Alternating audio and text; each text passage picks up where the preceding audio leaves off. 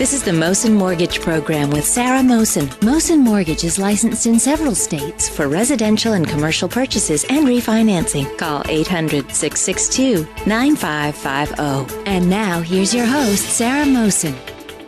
Happy Monday, folks. It's great to be back here again. And as I always say, it's a brand new day with no mistakes. And I am so excited to have PatWilliams here. He is an NBA Hall of Famer and co-founder of the Orlando Magic. How are you today, Pat? I'm well, Sarah. Thank you. Good to chat with you. I just want to thank you, and I'm extremely grateful that you can share your story with our listeners. As you know, life can be challenging sometimes. What I find inspiring about you is the fact that you've talked about hope and constantly being inspired about things that have happened in your life. Would you just share a few minutes with us about your life story? Well, it's 74 years now of life story, Sarah, so let me try and do it as quickly as possible. I grew up in Wilmington, Delaware. My dad was a high school coach and teacher, and so I grew up in a sports family.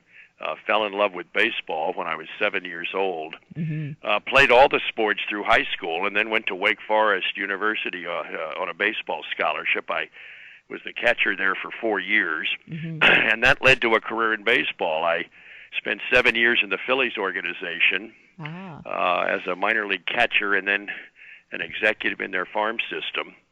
And then 46 years ago this summer, I switched sports. I was made an offer by the Philadelphia 76ers in the NBA, and little did I realize that was going to lead to over 4.5 decades now of life in pro basketball. So I've had a long career in sports. I've just written my 96th book, amazingly enough. My high school English teacher would not believe that. And life goes on. I've got a lot of plates spinning. We have a big family. We have 19 children, 14 of which we adopted from foreign countries. Wonderful.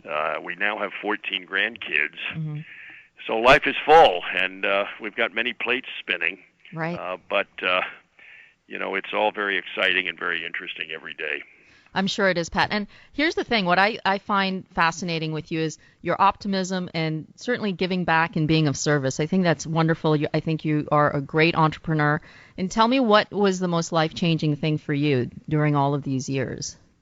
Well, the most life-changing thing was when I became a Christian. I was 27 years old in Spartanburg, South Carolina, running the Phillies minor league ball club, and you know, I was presented with the claims of Christ, and I responded and received him, accepted him, and that was absolutely the turning point in my life.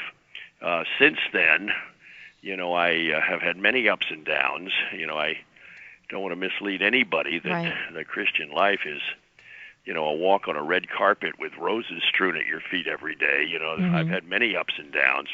But I've learned over the years that it's through those tough times that we are the most teachable. It's through the difficult periods of life when we have a very receptive spirit. Far more when everything is going beautifully. You know, we tend to get a little self-sufficient in those days. So I have been a good student of tough times and learning from them, and I think on the other side of the problems and the difficulties, we come out better, you know, if we have a teachable spirit. I couldn't agree with you more. I think that for entrepreneurs in general, and in respect to what we do daily, Pat, we chat about finances and hope, and certainly we went through a really rough patch in the last 5 to 6 years with the recession. And I'm a big believer in being not only optimistic but finding solutions. What do you think, out of all of the years that you spent, the challenging parts of your life and what kept you going, outside of your faith, obviously? Well, my faith was a strong part of it, but I think it's important to have goals in life. I think we all have a mission on this earth, and you know, I did not want to do anything to have that mission, you know, destroyed or put aside. The mission of trying to win an NBA championship, for example, the mission of a speaking career. You know, I speak somewhere in the country about once a week, it appears. You know, I've written 96 books now, and I've got many more in the pipeline. So, you know, I think it's important to wake up every morning and have goals and have areas that you're driving for, and you're trying to finish projects and that's really what keeps me going. Right. And I think we all have different talents, different abilities, but we need to stay close to them and really drive hard to do a good job of completing them. I think that's really what keeps me up at night and up in the morning and living life fully. I'm a big believer in sports. I really enjoy working out. And I think that it creates discipline, and it brings me a great deal of joy outside of my faith, obviously. What do you think is important nowadays with kids and activities, and you see cutbacks with, sports programs as well?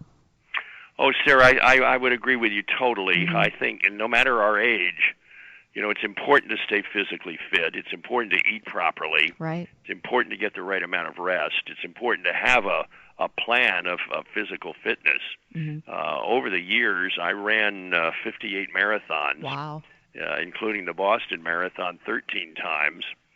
Those marathoning days are over at this point, but it required staying in shape every day and really working at it and having a plan. And so we have a home gym. I've got a fitness center right here in the house, and I'm able to work on that every day. I've got a stationary bike and an elliptical machine, and so I don't have to go to the gym every day. So I do it right here. But that's important to have a plan. I agree with you. I mean, I work out pretty early in the morning. I'm an early riser. I don't drink. I don't smoke. I love to eat. So the reality is the workouts are important. I think it clears your mind. And I've noticed that if you have that in your life, it does create just sort of that kind of balance as well with your family life, with relationships. And it certainly keeps you going and gives you more hours in the day. And I run, but certainly haven't done the marathons that you have. Did you find that hard? Like there's such long distance. Well, no question, Sarah. 26.2 is a long way, and I didn't set any speed records, but I was able to plod through them. I ran my first one at age 55, and my last one at age 70. So I was late getting to it, but nevertheless, it really kept me focused. You feel better when you work out. Yes. You've got a much better attitude. You feel better about yourself. Absolutely. And your body responds much better. So to your listeners today, whether it's walking or swimming or jogging or riding a bike, it's important to keep that body moving.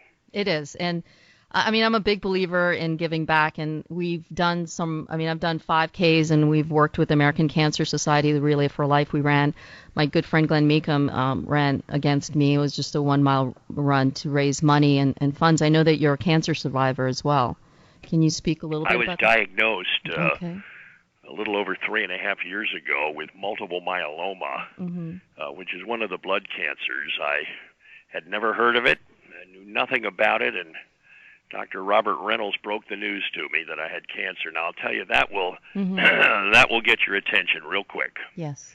It was absolutely shocking news, but I've been dealing with it, and I've responded very well to the different forms of chemo and oral medication, and right now the doctors are telling me they don't see any signs of the myeloma in my system, and I'm awfully grateful for that. Many people have been praying for me, and the Lord has elected at this point to give me my health back, and so I'm able to keep my full schedule and do everything that I would normally do, except run marathons, Sarah. But 56 is plenty. Yeah, but I think 58 probably was enough. So, well, you let me know when you're ready, because I'll run it with you. That sounds great. That sounds great.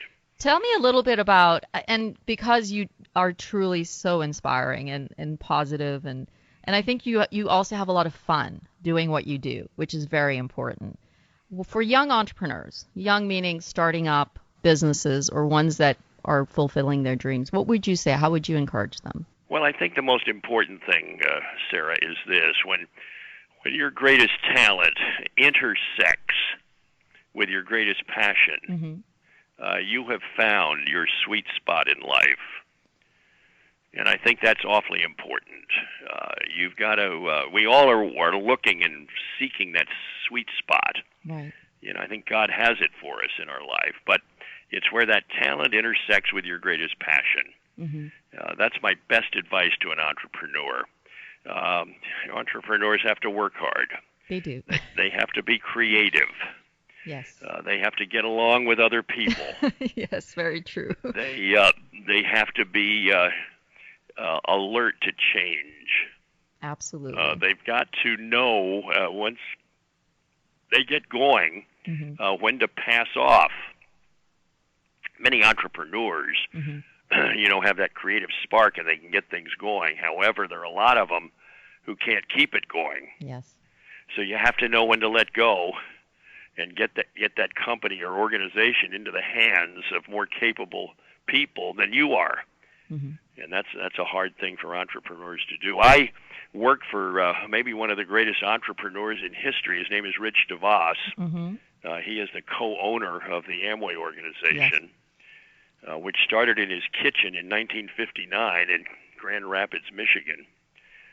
And today Amway is a worldwide entity. I think it's about a $13 billion company. It is. Rich is the ultimate entrepreneur, and we get to work with him every day as the owner of the Magic. So, I've had a very up close and personal look at entrepreneurship through his life. Yes. I do want to thank you, Pat, sincerely, because you truly are a great entrepreneur. You're the all-time greats, and you have been so humble and kind and generous with your time and for coming on air. Would you be kind enough to come on air again with us soon? Sarah, call anytime. Okay. People can visit my website. It's PatWilliams.com. The Twitter page is Orlando Magic Pat. And your listeners can check out the latest books I've written and stay in touch with what I'm doing. But thanks for the call, Sarah. Very, very nice to visit with you. Thank you so much for being on air. Take care. Stay Bye-bye. well, folks. This has been the Mosen Mortgage Program with Sarah Mosen. Mosen Mortgage is licensed in several states for residential and commercial purchases and refinancing. Call 800-662-9550.